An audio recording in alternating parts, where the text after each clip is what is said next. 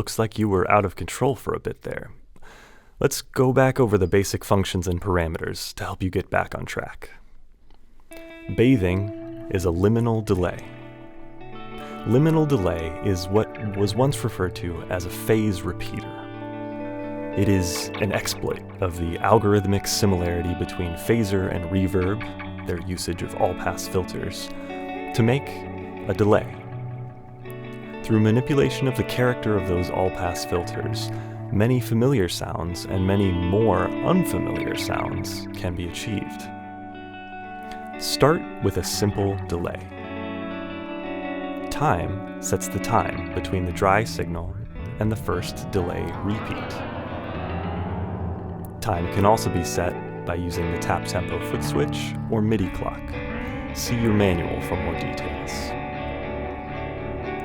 Feedback adds additional repeats by feeding the output of the delay into the input. Filter affects the voice of the delay from dark to bright. It is in the feedback loop, allowing repeats to continually darken or brighten as they recycle. So that's a classic delay sound. Now, let's make it liminal.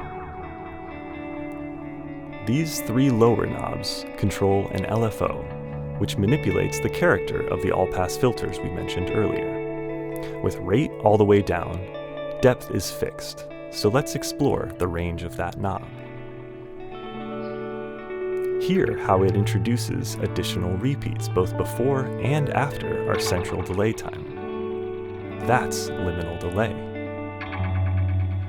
Stages sets the number of stages, or all-pass filters, the signal goes through before reaching the central delay time, from 2 to 12.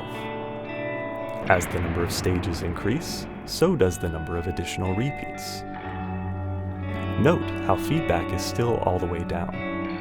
If we turn it up, repeats are further increased, as the signal passes back through all the stages once more. You'll notice turning depth up also adds some dry signal. This is inherent to the architecture of a liminal delay, and will become interesting as the LFO starts moving. To engage that, engage the rate knob. Now, the character of the all-pass filters shifts from 0 to wherever the depth knob is set, at a speed set by the rate knob, anywhere from incredibly slow to ring mod audio rate. To explore the shape knob, it's easiest to turn time all the way down. Hear that? We now have a phaser with a hint of flange. Stages now changes the intensity of the effect, while feedback adds resonance. Let's go through the LFO shapes. Sine, triangle, square, ramp up, ramp down, random, envelope up, envelope down. In envelope modes, the strength of your input signal determines the character of the all-pass filters. Depth still sets the maximum depth, and rate now sets the sensitivity of that envelope. Bathing can be mono, mono in, stereo out, or true stereo. In stereo modes, you'll notice the sound moving around the stereo field alongside the LFO. Essentially, each side is tracing the same movement, but at different points in time. With depth all the way down, that stereo field goes away.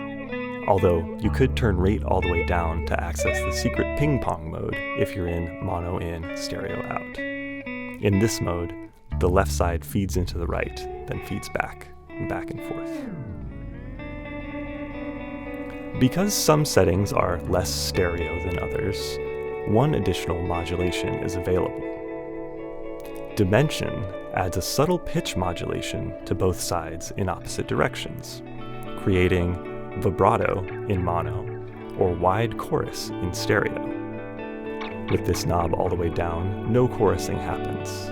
As it's turned up, depth increases, and eventually rate increases slightly as well, with most intense sounds available at maximum.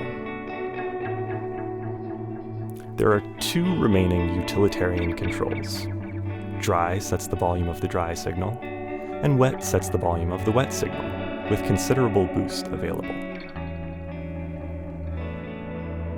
So that's it. That's the basics of bathing, a liminal delay. Of course, there's much left to explore with MIDI control, expression, presets to save a sound without knowing how you got there. But for now, let's steady on and move forward with bathing.